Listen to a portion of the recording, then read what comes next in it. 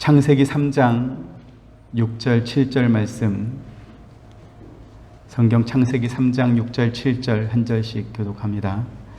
여자가 그 나무를 본즉 먹음직도 하고 보암직도 하고 지혜롭게 할 만큼 탐스럽기도 한 나무인지라 여자가 그 열매를 따먹고 자기와 함께 있는 남편에게도 주매 그도 먹은지라.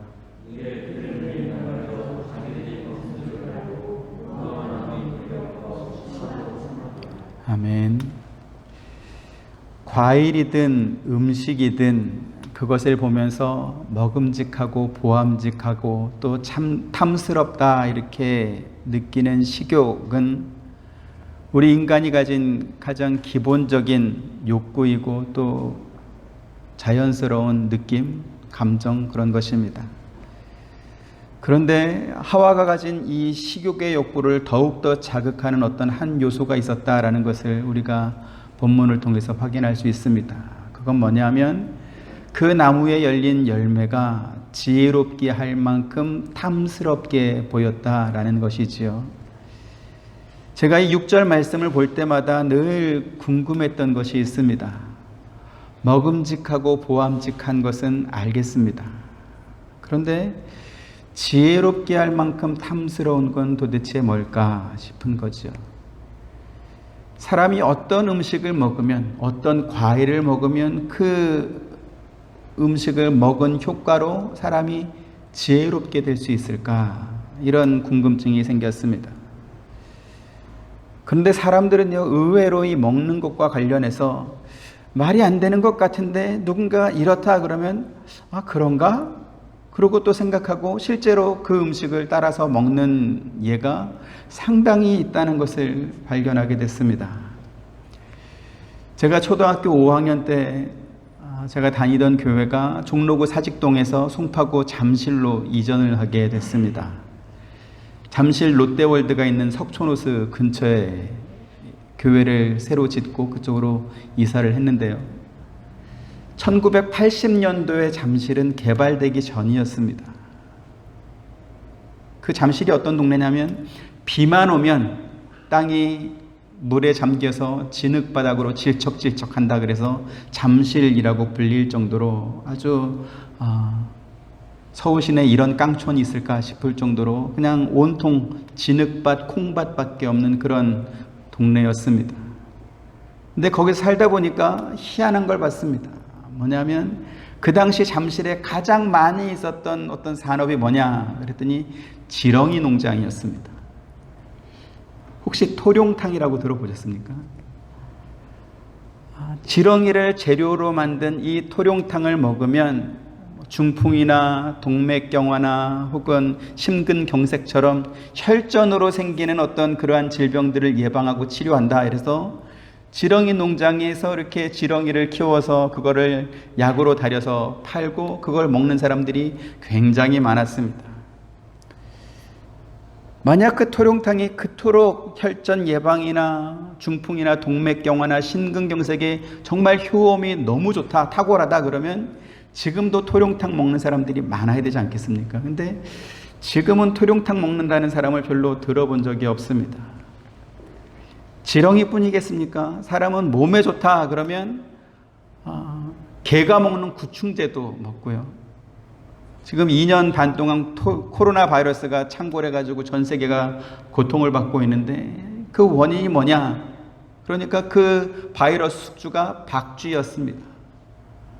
박쥐, 야생동물 이런 게 정력에 좋다니까 마구잡이로 잡아먹다가 그 바이러스가 사람에게 감염되고 또 이렇게 온 세상에 퍼지게 된 것입니다. 하나님께서 이스라엘 백성들에게 먹어도 되는 음식, 먹어도 되는 짐승, 먹어도 되는 곤충, 새 이런 것들을 가르쳐 주시고 또 먹으면 안 되는 짐승, 곤충, 새 이런 것들 또 물고기 이런 것들을 다 가르쳐 줄 때는 그럴 만한 이유가 분명히 있었을 것입니다.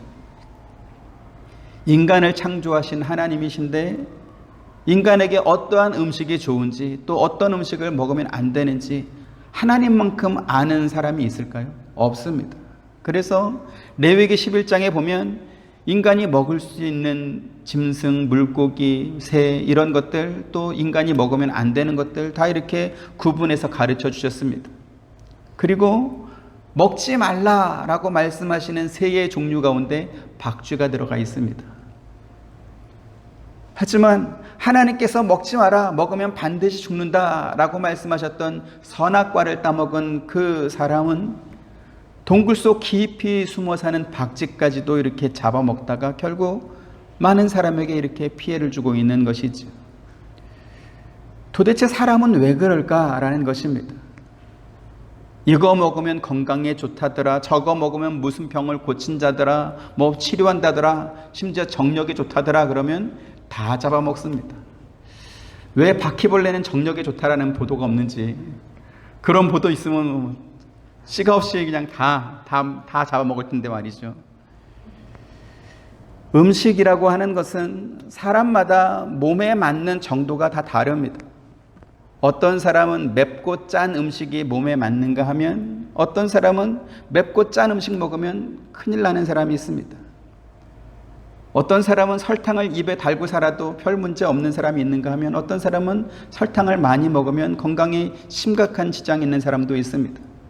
그래서 건강에 이상한 징후가 느껴지면 주치의를 찾아가서 상담하고 진료받고 처방받아서 약을 먹는 게 가장 좋습니다. 근데 참 또 희한합니다. 주치의가 그렇게 내 몸을 직접 진단하고 처방하고 약을 지어줘도 TV 아침마당에 누가 나와가지고 이거 좋다 그러면 주치의 처방 막 내버려놓고 그리고 그것도 이렇게 먹다가 또 부작용 나서 고생하고 또 그렇습니다. 의사는요, 자기가 환자를 진료하고 처방해서 잘못됐을 때 그 책임을 자기가 져야 되기 때문에 최대한 그 환자를 위해서 자기의 모든 지식과 또 어떤 기술을 다 할 것입니다. 하지만 TV에 나와서 말하는 그 사람은 내가 설령 그 사람을 따라왔다가 어떤 잘못된 일이 생겼다 해서 그 사람은 책임지지 않습니다. 왜요? 그 사람은 자기 경험을 이야기한 것뿐이지 따라라고 강요한 적은 없기 때문에 그렇습니다. 그러면 사람은 왜 아무도 책임져 주지 않는 그러한 말에 현혹이 되고 또 그것을 따라하는가라는 것입니다. 아마도 하와가 뱀의 말을 듣고 선악과를 따먹은 것과 똑같은 이치가 아닌가 그렇게 생각이 됩니다. 왜요? 그 말이 지혜롭게 할 만큼 탐스럽고 좋은 말로 들리기 때문에 그렇습니다. 잠언 14장 15절 한번 보시죠. 같이 봅니다. 어리석은 자는 온갖 말을 믿으나 슬기로운 자는 자기의 행동을 삼가하느니라 이랬습니다. 어리석은 자는 온갖 말을 다 믿는다 이렇게 말합니다.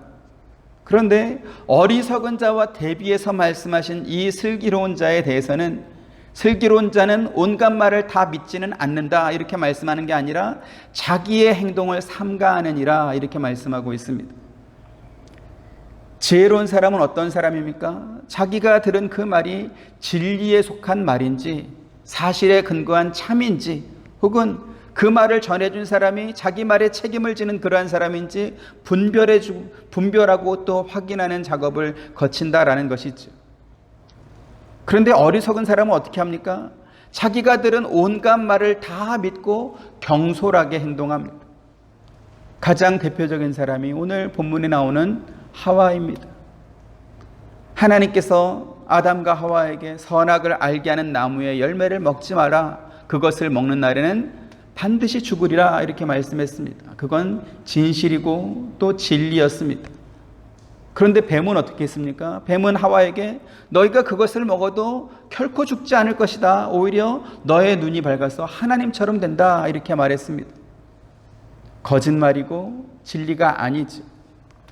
하지만 하와는 뱀의 말을 듣고 경솔하게 선악과를 따먹었습니다. 그 결과 어떻게 됐습니까? 반드시 죽으리라 라고 말씀하신 하나님의 말씀은 사실이었고 먹어도 결코 죽지 않는다라고 말했던 이 뱀은 아담과 하와가 그것으로 인해서 하나님으로부터 저주를 받을 때 아무런 책임도 지지 않았습니다. 오늘 우리가 살펴보려고 하는 주제가 바로 이것입니다. 아담과 하와는 선악을 알게 하는 나무의 열매를 보면서 그것을 먹으면 자기들을 지혜롭게 만들어 줄 것이다. 저것을 먹으면 내가 지혜롭게 될 것이다. 이렇게 생각을 했습니다. 그리고 인간의 타락이 바로 여기서부터 시작되는 것이지. 욥기 12장 13절 봅니다. 같이 보겠습니다. 시작. 지혜와 권능이 하나님께 있고 계략과 명철도 그에게 속하였나니. 지혜는 하나님의 하나님 되심을 증명해 보이는 하나님 고유의 속성입니다. 그런데 하나님께서는 당신에게만 있는 이 지혜를 자신의 모양과 형상을 따라 만든 사람에게도 주셨습니다. 비록 하나님처럼 완전하지는 않을지 모르겠지만, 그러나 하나님께서 가지고 계신 속성의 일부를 우리 사람도 함께 가질 수 있도록 허락해 주신 것입니다. 그렇게 함으로 인해서 하나님의 형상과 모양을 따라 만든 사람의 특별함을 하나님께서 이렇게 보여주신 것이죠. 이처럼 하나님에게 있는 속성이 사람에게도 함께 있는 것을 가리켜서 공유적 속성이다, 이렇게 말을 합니다. 그리고 이 공유적 속성 안에는 지혜뿐만 아니라 지식과 선과 사랑과 의와 거룩과 진실함과 또 자유의지와 이러한 요소가 있습니다. 그래서 사람이 선함과 의로움을 알고 또 사랑할 줄 알고 거룩함을 추구하는 것은 이처럼 하나님에게 있는 속성이 우리 사람에게도 함께 있기 때문에 그것이 가능한 것입니다. 잠언서 9장 10절 한번 보시죠. 같이 봅니다. 여호와를 경외하는 것이 지혜의 근본이요 거룩하신 자를 아는 것이 명철이니라 이랬습니다. 왜 여호와를 아는 것이 지혜의 근본이 됩니까? 우리가 그 지혜를 여호와 하나님으로부터 받았기 때문에 그렇습니다. 그래서 거룩하신 자, 곧 여호와 하나님을 아는 것이 명철, 곧 깨달음이다, 이렇게 성경이 말씀하는 것이죠. 하지만 문제는 무엇입니까? 하나님으로부터 지혜를 받은 이 사람이 그 지혜를 근본 되시는 하나님에게서부터 받으려고 생각하지 않고 하나님이 먹지 말라고 한 나무에서 그 지혜를 얻으려고 한 것입니다. 탐스러운 그 나무의 열매를 먹으면 자기들도 하나님처럼 될 것이다, 이렇게 생각한 것입니다. 하지만 아담과 하와가 선악과를 보면서 느꼈던 이 감정, 이 욕구는 잘못된 것이었습니다. 왜 그렇죠? 지혜의 근본이신 하나님으로부터 나온 것이 아니기 때문에 그렇습니다. 요한복음 15장 5절 6절 보시죠. 나는 포도나무요 너희는 가지라. 그가 내 안에 내가 그 안에 거하면 사람이 열매를 많이 맺나니 나를 떠나서는 너희가 아무것도 할 수 없음이라.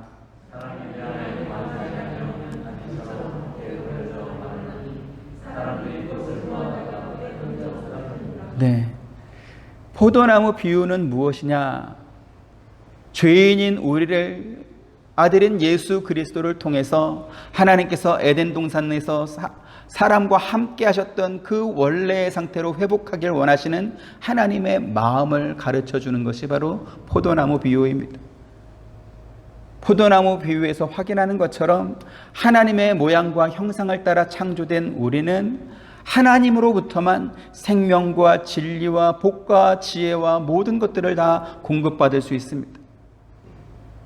만약 우리 사람이 하나님을 떠난다면 그 어느 것도 하나님으로부터 그와 같은 것을 공급받지 못할 것입니다.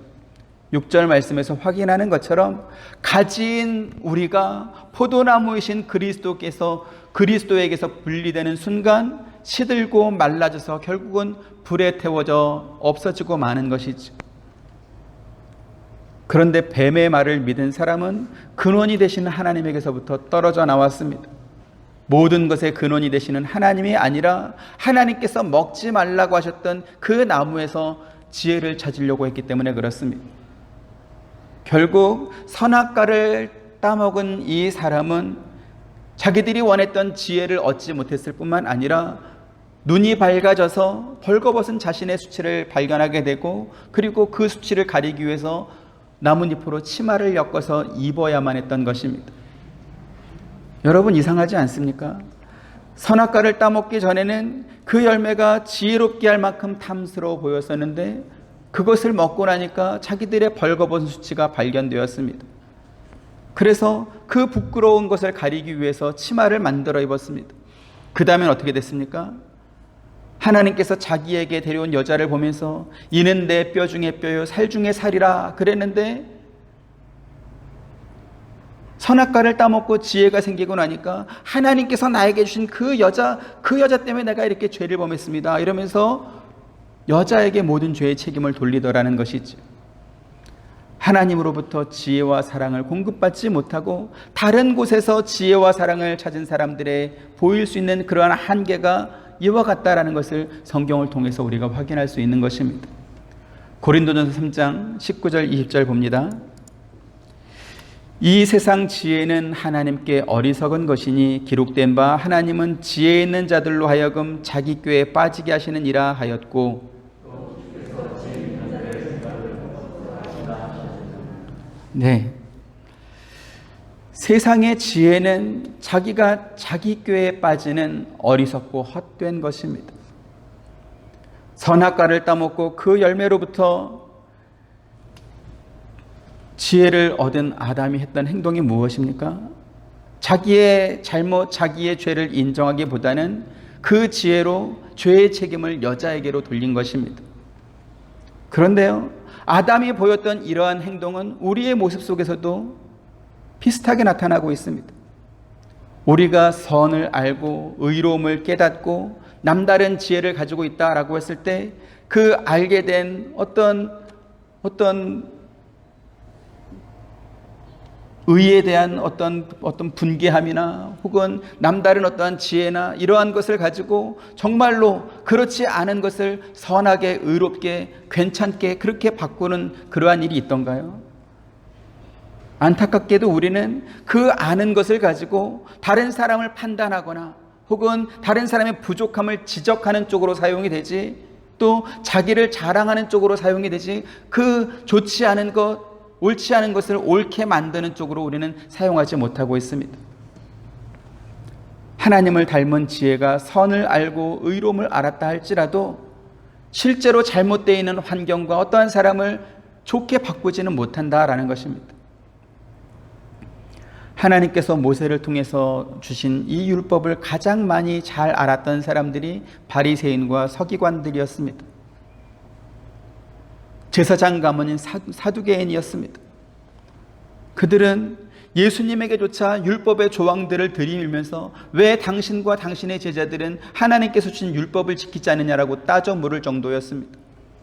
그런데 그렇게 율법에 대해서 잘 알던 바리새인과 사두개인들, 또 율법학자였던 이 서기관들이 사람을 하나님께로 잘 이끌었습니까? 성경을 보면 오히려 그 반대였다라는 것이죠. 마태복음 23장 13절 한번 보시죠. 같이 봅니다.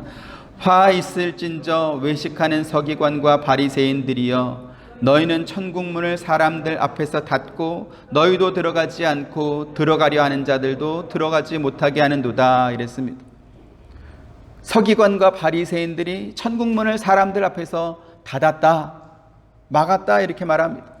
이 말씀에 대해서 좀 더 분명한 표현이 누가복음에 똑같이 기록되어 있습니다. 누가복음 11장 52절 다시 봅니다. 시작.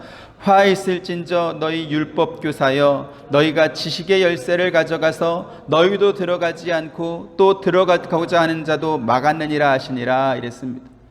여기 지금 지식의 열쇠를 가졌다라고 하는 것은 바리새인과 서기관들이 율법에 대한 지식을 독점하고 있었다라는 것을 말합니다.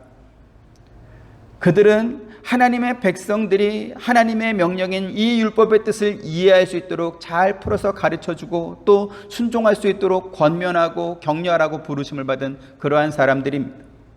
하지만 그들은 사람들이 하나님의 율법을 잘 이해하고 또 순종할 수 있도록 만든 것이 아니라 오히려 더 어렵고 복잡하게 만들었습니다. 그리고 사람들이 이 율법에 순종할 수 없도록 그 어깨에 더욱더 무거운 짐을 지우도록 했다라는 것이죠. 그래서 예수님께서 이렇게 말씀합니다. 마태복음 23장 1절부터 7절에 이에 예수께서 무리와 제자들에게 말씀하여 이르시되, 그러므로 무엇이든지 그들이 말하는 바는 행하고 지키되 그들이 하는 행위는 본받지 말라. 그들은 말만 하고 행하지 아니하며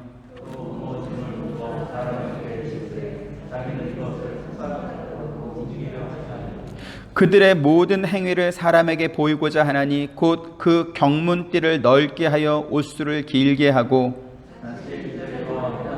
가치와 시장에서 문안받는 것과 사람에게 랍비라 칭함을 받는 것을 좋아하느니라 이랬습니다. 서기관은요, 주로 바리새인들 중에서 선출된 사람입니다. 구약의 율법을 연구하고 가르치는 일을 전담하는 사람이 바로 서기관입니다. 여기 지금 모세의 자리다라고 말을 했는데, 율법을 가르치는 서기관들 중에서 가장 유력한 사람이 회당에 있는 이 교단에 앉아서 대표로 사람들에게 율법을 가르치는 그러한 사람을 말합니다. 이것을 모세의 자리다 이렇게 말한 것은 그 자리에 앉은 서기관은 모세가 가졌던 모든 권위가 위임된, 공식적으로 또 법적으로 이렇게 계승한 사람으로 여기는 그러한 전통이 있었기 때문에 그렇습니다. 예수님께서는 그들이 가르치는 것이 무엇이든지 그들이 말하는 바는 행하고 지켜라 이렇게 말씀합니다. 이것은 그들이 가르치는 것을 실행하되 철저하게 지키되 마치 몸에 밴 것처럼 자연스럽게 지켜야 된다라고 말씀하는 것입니다. 이 말이 의미하는 바는 예수님께서 서기관들이 가르치는 그 교훈을 부정한 것은 아니다라는 것입니다. 그러나 그들이 하는 행위는 본받지 말라, 그들은 말만 하고 행하지 않았다 이렇게 말씀했습니다. 진리를 알았다, 다른 사람보다 탁월한 지혜를 가졌다라고 말하는 인간의 어떠한 죄인된 실체를 지적하는 그러한 말씀입니다. 그들은 무거운 짐을 묶어 사람의 어깨에 지도록 했습니다. 이 말씀은 하나님께서 사람에게 주신 이 율법이 사람들이 도무지 질 수 없는 그러한 무거운 의무이고 짐이다 이러한 말씀이 아니라, 이 율법을 가르치는 서기관들이 자의적으로 율법을 해석해서 사람들에게 무거운 짐으로 이렇게 지도록 만들었다라는 뜻이죠. 만약에 이 서기관들이 가르치는 율법이 정말로 사람들을 하나님께로 이끄는 귀하고 좋은 것이었다면 자기들도 그 율법을 함께 져야 되지 않겠습니까? 함께 지켜야 되지 않겠습니까? 그런데 정작 자기들은 어떻게 했습니까? 손가락 하나조차도 움직이지 않았다 이렇게 말씀합니다. 하나님께서 모세에게 율법을 주시면서 백성들이 어디서든지 하나님의 말씀을 보고 기억하고 지키도록 하기 위해서 율법을 손목에 메고 미간에 붙여서 지키라 이렇게 말씀했습니다. 그런데 서기관들은 이 율법을 지키라고, 기억하고 지키라고 주셨던 이 표를 마치 자기 몸에 가지고 다니는 부적처럼 소매의 띠를 넓게 해서 거기다가 성경 말씀을 쓰고 옷수를 길게 내려서 또 거기다가도 성경 말씀을 쓰면서 나 이렇게 성경을 많이 읽는 사람이야, 나 많이 아는 사람이, 이렇게 자기를 치장하는 쪽으로만 했지 그 말씀을 실제로 지키지는 않았습니다.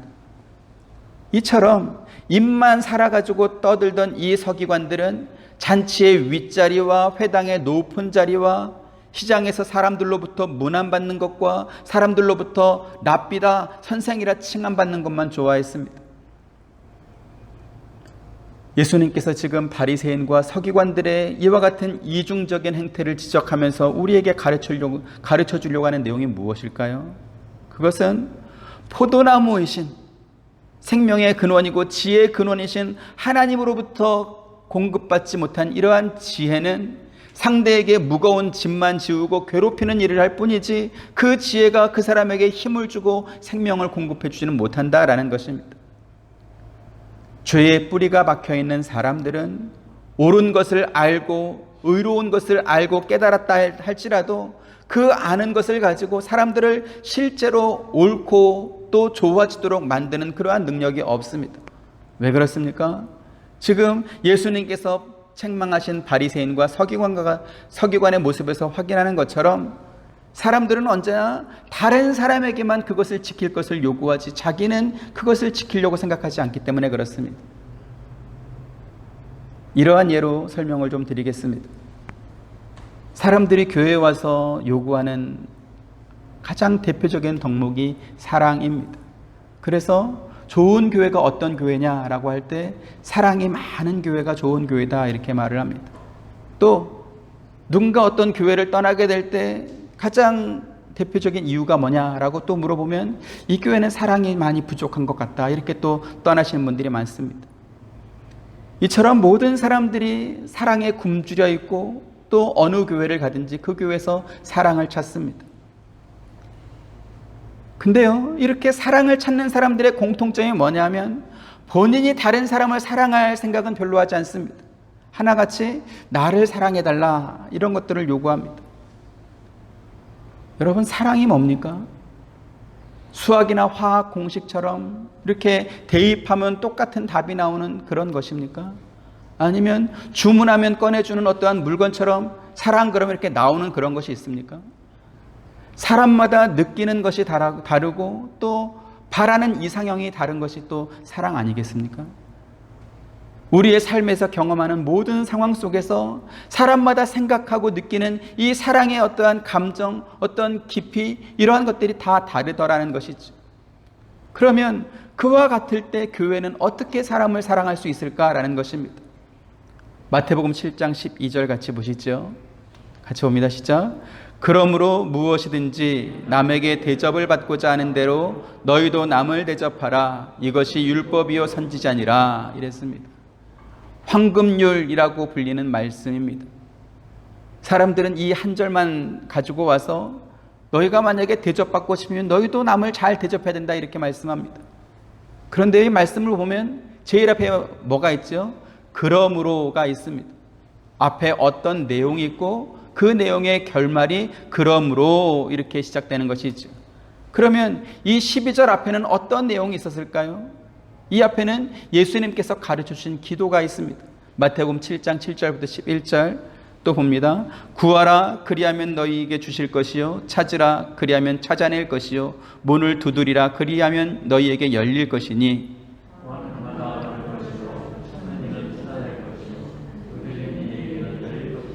너희 중에 누가 아들이 떡을 달라 하는데 돌을 주며 같이 너희가 악한 자라도 좋은 것으로 자식에게 줄 줄 알거든 하물며 하늘에 계신 너희 아버지께서 구하는 자에게 좋은 것으로 주시지 않겠느냐 이렇게 말씀했습니다. 이처럼 예수님께서 기도에 관해서 가르쳐 주신 후에 그러므로 무엇인지 남에게 대접을 받고자 하는 대로 너희도 남을 대접하라 이렇게 말했습니다. 자, 그렇다면 여기서 지금 예수님께서 말씀하신 남은 누굴까요? 여기 남은 사람이겠습니까? 아니면 하나님이겠습니까? 누굴 것 같습니까? 사람입니까? 하나님입니까? 하나님입니다. 하나님. 하나님께 뭘 달라는 기도는 열심히 하는데 정작 자신은 하나님을 하나도 대접하지 않습니다. 그러면 우리가 어떻게 하나님을 대접할 수 있을까라는 것이죠. 마태복음 25장 34절부터 40절 그때의 임금이 그 오른편에 있는 자들에게 이르시되 내 아버지께 복받을 자들이여 나와 창세로부터 너희를 위하여 예비된 나라를 상속받으라.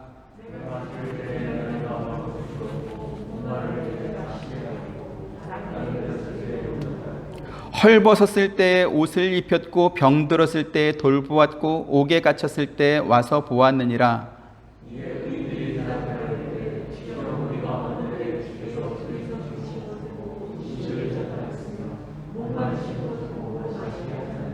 어느 때 나그네 되신 것을 보고 영접하였으며 헐벗은 것을 보고 옷 입혔나이까?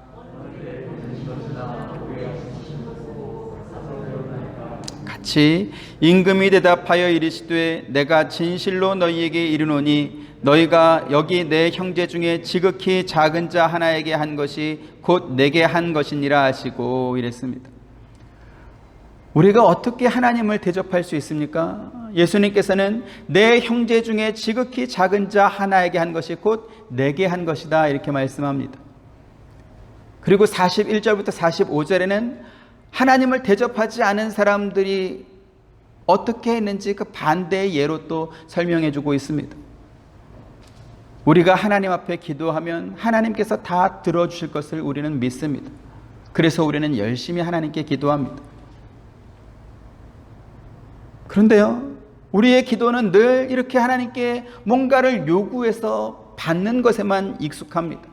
하나님께서 우리에게 그러므로 무엇이든지 남에게 대접을 받고자 하는 대로 너희도 남을 대접하라 라고 한 말씀은 전혀 생각하지 않습니다. 똑같이 기도에 관해서 말씀해 주시고 그 결론으로 그러므로 라고 말씀하신 이 내용은 별로 기억하지 않는 것입니다. 기도에 대한 내용 따로, 그리고 대접에 대한 내용 따로, 이렇게 따로따로입니다. 왜 결론이 그렇게 되는지 도무지 이해할 수가 없습니다. 그래서 이 말씀조차도 너희가 먼저 나를 잘 대접해주면 나도 너희를 대접해줄게, 이런 식으로 이해하는 것이죠. 율법을 가르치는 바리새인과 서기관들의 이중적인 행태를 소개하면서 그들은 자기 손가락 하나 까딱하지 않으면서 사람들에게 무거운 짐을 지운다, 이렇게 말씀드렸습니다. 그러면 바리새인과 서기관들만 그러냐고 했을 때 오늘 우리도 다르지 않다라는 것이죠. 그 예로 제가 사랑에 대해서 말씀드렸습니다. 많은 사람들의 관심사이죠. 교회마다 사랑이 필요하다라고 말하는 사람 중에서 정작 그 본인이 정말로 사랑을 잘하는 사람은 별로 없는 것 같습니다. 다 자기에게 사랑해달라고 말을 하죠. 아담과 하와가 선악과를 따먹게 된 결정적인 이유 가운데 하나가 그것을 먹으면 지혜롭게 될 것 같은 그러한 느낌이었습니다. 그리고 그들이 선악과를 따먹고 나자 정말로 그들에게 새로운 지혜가 생겼습니다. 하지만 그 지혜는 하나님에게서부터 나온 것이 아니었죠. 죄로 인해서 얻은 지혜였고 그 지혜는 철저하게 자기만을 위하는 그러한 지혜였습니다. 그 결과가 어떻게 됐습니까? 아담이 자기가 지은 죄의 원인을 하와에게로 핑계하고 밀어버리는 것으로 그 지혜를 썼습니다. 약삭빠른 것이지. 하나님으로부터 공급받은 지혜는 자기가 지은 죄의 책임을 다른 사람에게 전가하는 그러한 지혜가 아닙니다. 고린도전서 1장 18절부터 24절 보십니다. 십자가의 도가 멸망하는 자들에게는 미련한 것이요 구원을 받는 우리에게는 하나님의 능력이라.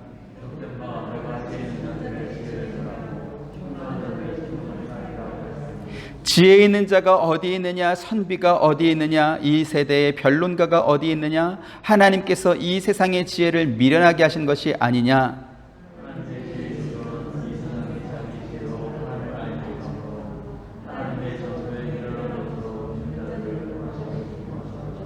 유대인들은 표적을 구하고 헬라인은 지혜를 찾으나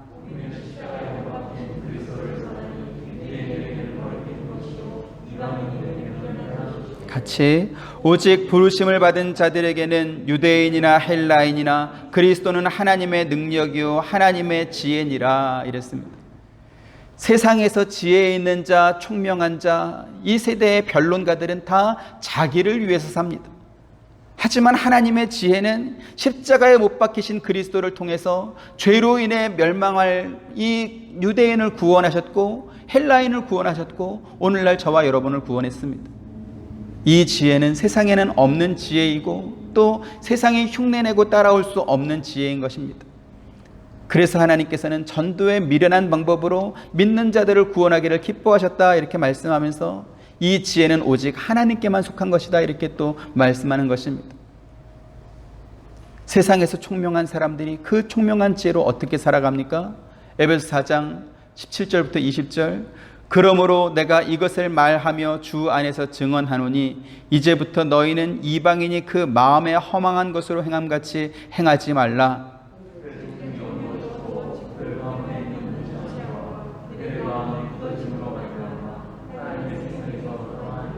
그들이 감각 없는 자가 되어 자신을 방탕에 방임하여 모든 더러운 것을 욕심으로 행하되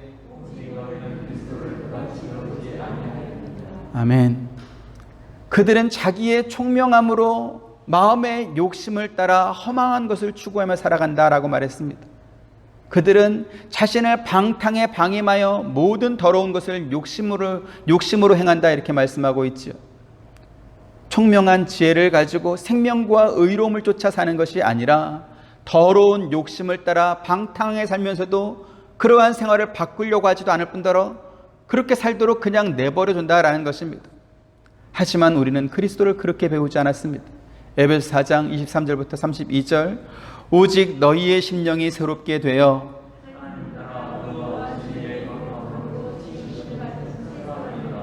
그런즉 거짓을 버리고 각각 그 이웃과 더불어 참된 것을 말하라. 이는 우리가 서로 지체가 됨이라. 마귀에게 틈을 주지 말라.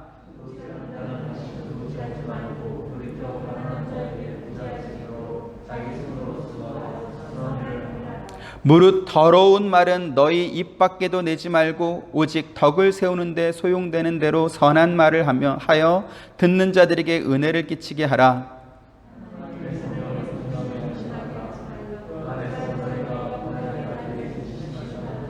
너희는 모든 악독과 노함과 분냄과 떠드는 것과 비방하는 것을 모든 악의와 함께 버리고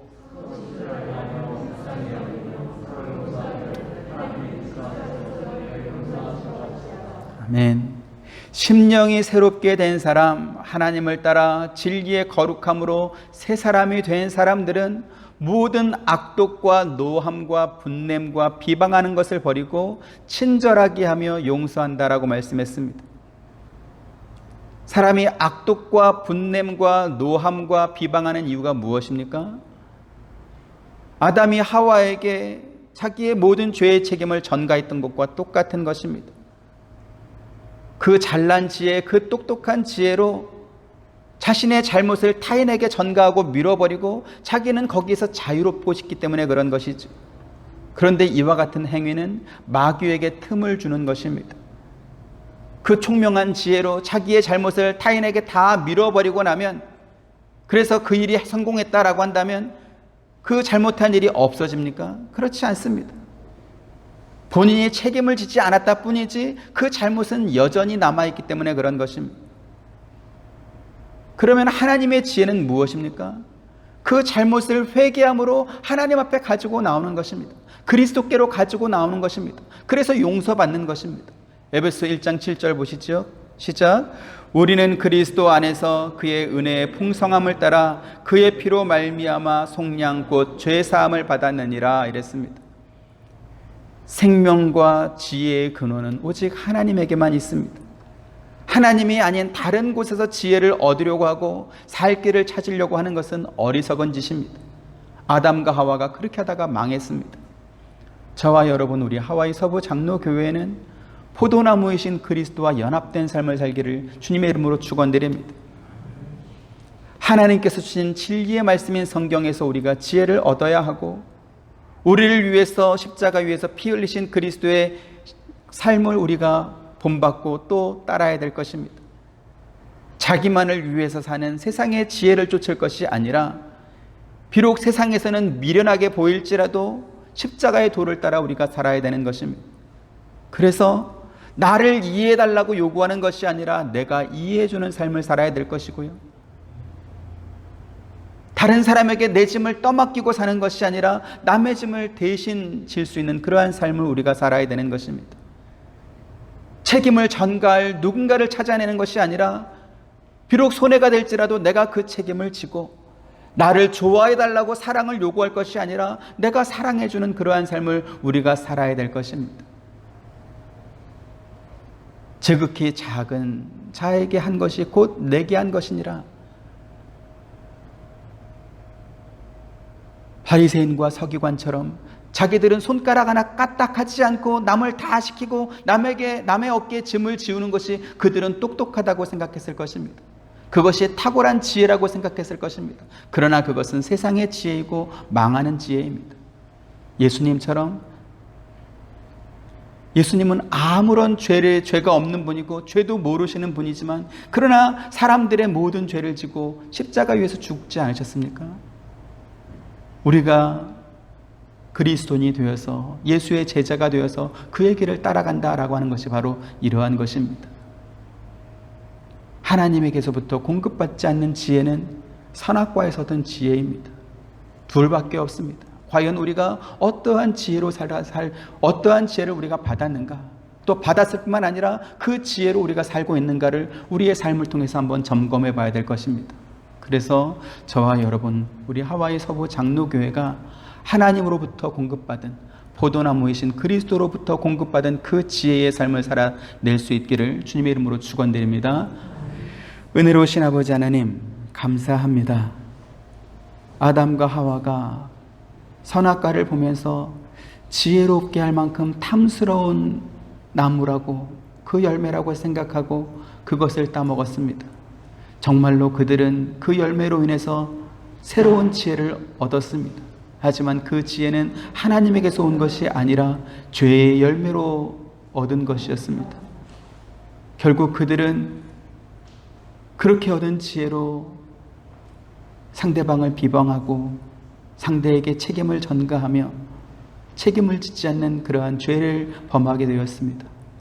오늘 우리가 어떠한 지혜를 받아가지고 살고 있는지 우리의 삶을 돌아보길 원하며, 무엇인지 남에게 대접받고 싶은 대로 너희도 그렇게 대접하라고 말씀하신 하나님의 말씀처럼 바리새인과 서기관과 같은 그러한 삶이 아니라 그리스도께서 걸어가신, 또 우리에게 가르쳐 주신, 그래서 제자들과 사도들과 초대교회 성도들이 배워갔던 그러한 삶의 모범을 우리도 따라가며 순종할 수 있는 그러한 은혜를 허락하여 주옵소서. 감사드리오며 예수님의 이름으로 기도합니다. 아멘.